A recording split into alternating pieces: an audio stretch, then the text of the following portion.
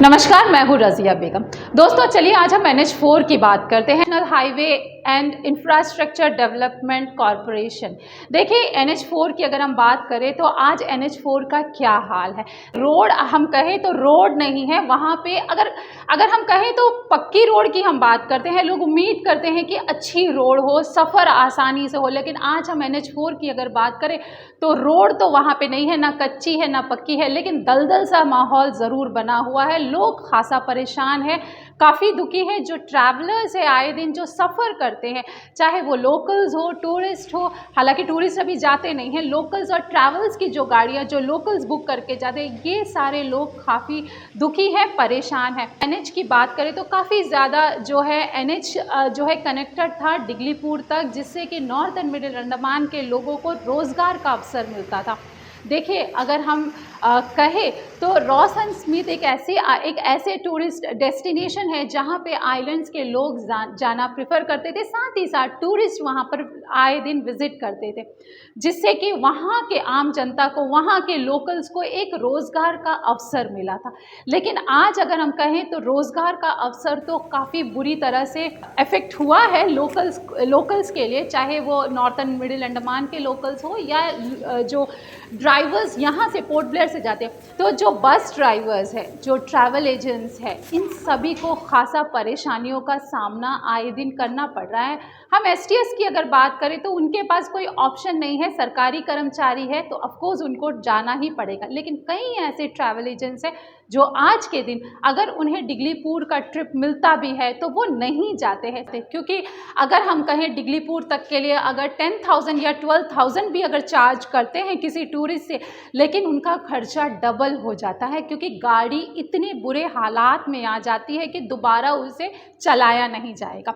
देखिए आज हम कहें तो काफ़ी लोग प्रोटेस्ट कर रहे हैं, चाहे पॉलिटिकल पार्टीज़ हो चाहे लोकल्स हो, काफ़ी ज़्यादा प्रोटेस्ट कर रहे हैं। आए दिन हम देख रहे हैं बच्चे प्रोटेस्ट कर रहे थे नॉर्थ एंड मिडिल अंडमान में, रोड पे उतर के लोकल्स कर रहे थे। तो क्या ये कोई सोल्यूशन है? आज लोकल्स और स्टूडेंट्स और पॉलिटिकल पार्टीज़ के साथ साथ हम देखें तो ऑपोजिशन वाले, चाहे वो कांग्रेस हो BJP हो, ये सारे उतर गए हैं कि रोड खस्ता हालात में है।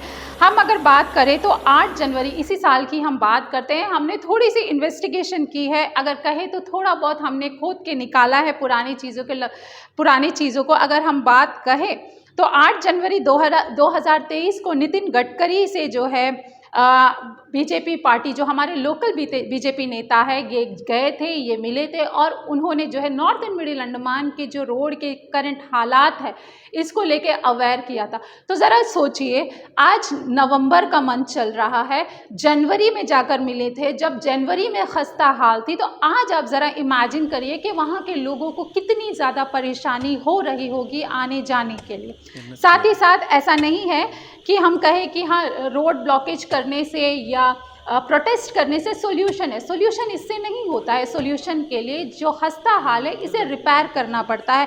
और अगर हम थोड़ा सा पीछे जाएं तो 11 सितंबर 2008 प्रदेश कांग्रेस कमेटी ने प्रोटेस्ट किया था धन्नीकाड़ी इलाके में, जब वहाँ के रोडों की खस्ता हाल थी और साथ ही साथ इन्हें पूरे पॉलिटिकल पार्टीज़ का जो है सपोर्ट मिला था। और 2022 की बात करें तो हमारे जो करंट चीफ सेक्रेटरी है 22 सितंबर को वो भी विजिट करे थे और उन्हें भी जो है नेशनल हाईवे जो NH4 के जो हालात है इसके बारे में बताया गया था और उन्होंने भी आश्वासन दिया कि कुछ ना कुछ करेंगे। और प्रधानमंत्री ग्रामीण सड़क योजना जो है APWD और PRI मेंबर्स को ये काम दिया गया ताकि जिस जगह पर रोडों की खस्ता हालात है उसे रिपेयर किया जाए और लोगों की आवाजाही को जो है नॉर्मलाइज किया जाए। हमारे करंट MP की अगर हम बात करें कुलदीप राय शर्मा, तो सितंबर 30 इसी साल की मैं बात कर रही हूँ, उन्होंने जो है प्रोटेस्ट के बारे में कहा था कि वो एक दिन का अक्टूबर 1 को वो एक दिन का हंगर स्ट्राइक करेंगे अगर 30 सितंबर तक NH4 के रोड को रिपेयर नहीं किया गया। हालात आज भी वैसे ही हैं। रोड उसी हाल में है, दलदल सा माहौल बना हुआ है और लोगों को काफ़ी दिक्कतों का सामना करना पड़ रहा है।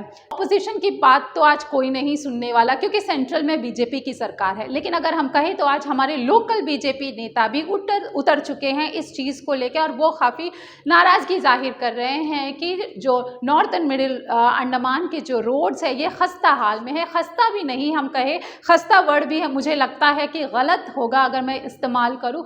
मुझे लगता है कि बहुत ही बदतर हाल में है, जिसको लेकर आज लोकल बीजेपी नेता भी जो है अपनी नाराज़गी जाहिर कर रहे हैं और जो है इसके जो है रिपेयर को लेके बात कर रहे हैं। हम सभी जानते हैं कि कॉन्ट्रैक्टर जो NH4 के रोड को बना रहे थे वो छोड़कर भाग गए। तो कोई छोड़कर भाग जाएगा तो आप ऐसे हाल में ही छोड़ देंगे क्या? उसका कोई अल्टरनेट रोड नहीं देखेंगे, अल्टरनेट रास्ता नहीं देखेंगे? जब NH4 आज इतने बुरे हालात में था तो अंडमान एडमिनिस्ट्रेशन को आखिरकार करना क्या था?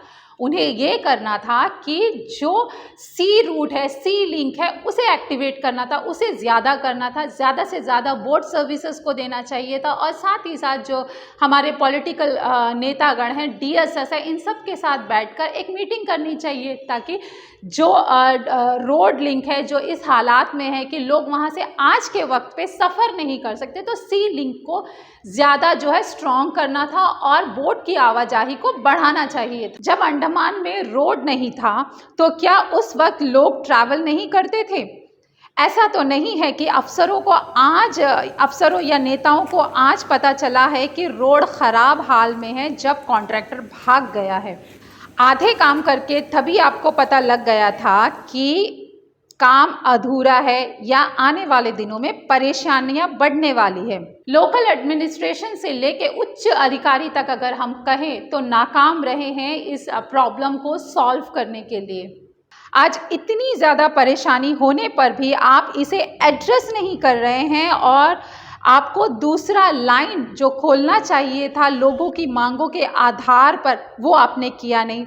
रोड की जो आज के दिनों में हालात है, हम ये नहीं कहते कि NH4 जैसा हालात आज कहीं पे नहीं, अब कहीं पे भी चले जाइए, आप भातू बस्ती चले जाइए, अब जंगली घाट चले जाइए, आप पत्थर गड्ढा चले जाइए, किसी भी जगह आप चले जाइए, रोड के हालात ख़राब ही है। जो रोड के हालात हैं इससे तो हमें लगता है कि टॉप लेवल के अफसरों को DSS के साथ बैठना चाहिए था, जो उन्होंने नहीं किया। सी लिंक खोलना चाहिए था, जो उन्होंने नहीं किया। देखिए, अगर हम कहें बिहाइंड ऑफ द स्टोरी कि 4 से 5 महीने में इलेक्शन है और इलेक्शन में कोई जीता या हारा, आप किसे पूछेंगे उसके बाद? आज के डेट में अगर देखा जाए तो हैवलॉक जाने के लिए रोड नहीं है, लेकिन आप सोचेंगे सवेरे आपको जाना है हैवलॉक, आप जा सकते हो। अगर आप सोचेंगे कि आपको शाम को वापस आना है तो आप आ सकते हो। तो आखिरकार रीज़न क्या है? क्या हैवलॉक में इतने ज़्यादा लोकल्स है? जी नहीं। कहे तो लोकल्स इतने ज़्यादा ट्रैवल नहीं करते। हैवलॉक में टूरिस्ट बहुत ज़्यादा है और अगर हम कहें VIP विज़िट बहुत ज़्यादा होती है। सिर्फ यही एक वजह है कि हैवलॉक की कनेक्टिविटी इतनी स्ट्रॉन्ग है। मोबाइल नेटवर्क आप देखें तो हैवलॉक में बहुत अच्छा है, वहीं आप डिगलीपुर चले जाइए, आपको नेटवर्क ही नहीं मिलेगा। साफ तौर पे दिखता है कि आपने रोडवे जो डिगलीपुर तक कई जगह से कनेक्ट होते हुए जाती है उसे कभी सीरियसली लिया ही नहीं, और अभी आप लोग सिर्फ वोट बैंक के चक्कर में कहते हैं कि भाई इसको ठीक करना है, क्या करे कॉन्ट्रैक्टर भाग गया। ये कुछ नया तो नहीं है, पहले ही आप लोगों को पता था। इसका आसान सा एग्जाम्पल क्या है? देखिए, मान लीजिए सपनों की दुनिया में जाकर हम सोचते हैं आज कि चाटम एंड बम्बू फ्लैट के ब्रिज का काम शुरू हो गया है। सपना है, हकीकत नहीं है, फिलहाल सपने में ही रहिए कि अब सोचिए कि चाटम बम्बू फ्लैट का जो ब्रिज का काम है ये शुरू हो गया है और बीच में कॉन्ट्रैक्टर आधे काम के बाद बोल रहा है कि मैं भाग रहा हूँ और आगे मैं काम नहीं करूँगा। तो आप क्या करोगे? सेकेंड ऑप्शन क्या खोलना है आपको? आप बोट का रास्ता फिर से खोलोगे। बोट के रास्ते को स्ट्रॉन्ग बनाने के लिए ज़्यादा बोट की फैसिलिटीज़ होनी चाहिए। साथ ही साथ अगर रोड की व्यवस्था है तो रोड अच्छा होना चाहिए ना, ताकि लोग सफ़र कर सके उस रोड से। तो रोड इतना स्ट्रॉन्ग बनाइए या सी लिंक इतनी अच्छी स्ट्रॉन्ग कनेक्टिविटी बनाइए कि आम जनता को परेशानी ना हो, ताकि जिसे बोट से जाना है वो बोट से जा सके, जो रोड से जाना है वो रोड से जा सके। आप ना बोट ठीक कर रहे हो ना रोड ठीक कर रहे हो, और आम जनता यूं ही परेशान होते जा रही है। NH4 काम नहीं कर रहा तो आप कह रहे हैं कि हम क्या करें, हमने तो कॉन्ट्रैक्ट दिया था, वो भाग गया, अभी दूसरा निकला है जो कि मार्च में शुरू होने वाला है, कई चीज़ें हैं।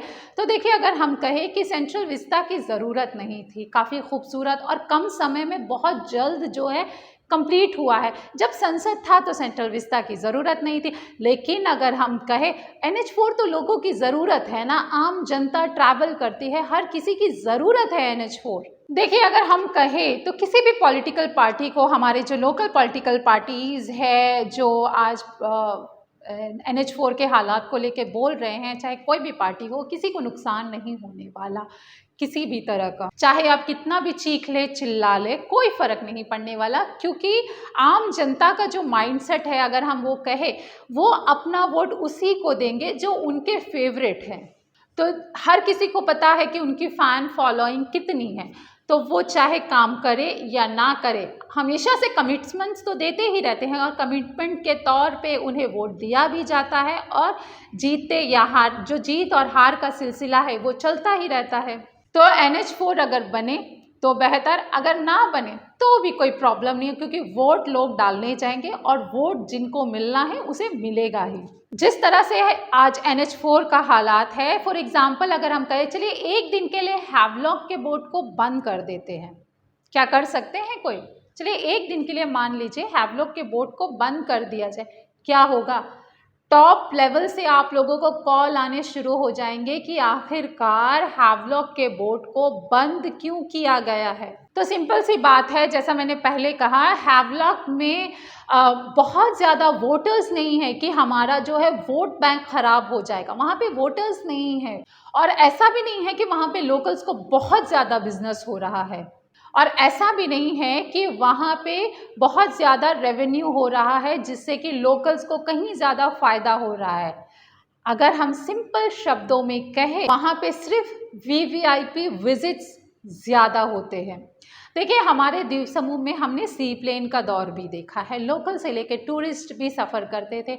आज सी प्लेन के भी कई जगह से हम बात सुन रहे हैं कि सी प्लेन होनी चाहिए, तो सी प्लेन की व्यवस्था शुरू कीजिए, डिगलीपुर को कनेक्ट कीजिए। ऑफ कोर्स कई ऐसे लोकल्स हैं, कई ऐसे टूरिस्ट हैं जो डिगलीपुर जाना चाहते हैं। रोड के जो खस्ता हालात है, कोई इमेजिन भी नहीं कर सकता, जिनका खुद का घर है वहाँ पे, वो भी नहीं जाना चाहते जिस तरह से रोड के हालात है। तो आप सी प्लेन की व्यवस्था करिए, DSS के बोट्स इतने सारे खड़े हैं, सबको चलाइए ताकि टूरिस्ट जा सके, वहाँ जो टूरिज़्म एक्टिविटीज़ हो उसे फिर से जो है एक्टिव किया जाए, वहाँ पे जो लोग बेरोज़गार यूथ है उन्हें रोज़गार दिया जाए। देखिए, सरकारी कर्मचारी को ये चीज़ का एहसास नहीं होगा कि उन्हें मंथ एंड होने पे सैलरी मिलती है, लेकिन जो युवा, जो लोग टूरिज़्म सेक्टर से जुड़े हैं, जो पोर्ट ब्लेयर में हैं, जो नॉर्थ एंड मिडिल अंडमान में हैं, जो बाकी जगहों से कनेक्टेड है, वो ज़्यादा अफेक्ट हो रहे हैं आज के दिनों में। देखिए, जो बस चलाने वाले हैं, जो गाड़ी चलाने वाले हैं, जिसे ट्रिप मिलती थी आज नहीं मिल रही है। जो सरकारी ड्राइवर्स हैं उन्हें तो जाना ही पड़ रहा है, जो प्राइवेट है वो नहीं जाना चाह रहे।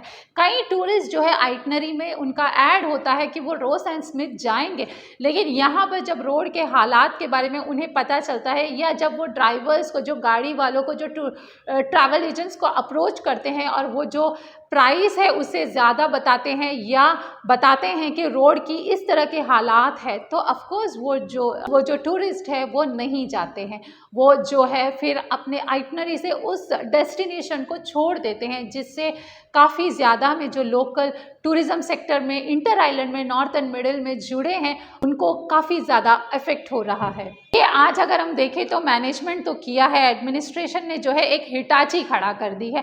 जब आपने देखा कि रोड बहुत बुरे हाल में है, एनएच के रोड्स जो है काफ़ी बुरे हालात में हैं, तो आपने क्या किया, जब लोग रस्सी डालकर खींच रहे थे, अब एक गाड़ी दूसरे गाड़ी को धक्का मार रही थी, जब वो कीचड़ में धंसे हुए थे, तो आप लोगों ने बहुत अच्छा सा काम किया है कि एक हिटाची को खड़ा कर दिया है कि जहाँ गाड़ी आएगी, जहाँ गाड़ी फंसेगी, आप उसे ठेल दीजिए, खींच दीजिए ताकि वो पार हो जाए। तो ये एक काम जो है मैनेजमेंट ज़रूर किया गया है। तो हिटाची को खड़ा करना और गाड़ियों को यहाँ से वहाँ खींचने का जो अहम काम है, ये अंडमान एडमिनिस्ट्रेशन ने अभी किया है।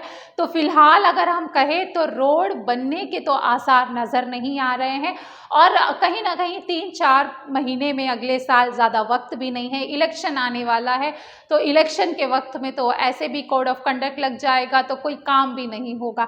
तो जो फिलहाल कॉन्ट्रैक्ट दिया गया है, ये काम कब शुरू होगा हम नहीं कह सकते। पॉलिटिकल पार्टीज़ के लिए ऑफकोर्स एक मुद्दा ज़रूर मिल गया है कि NH4 जो है ख़राब है, और हम जो है नाराज़ हैं कि कॉन्ट्रैक्टर ने काम नहीं किया, एडमिनिस्ट्रेशन से भी हम नाराज़ हैं, और पब्लिक को लेकर हमारे दिल में बहुत ज़्यादा सिंपैथी है।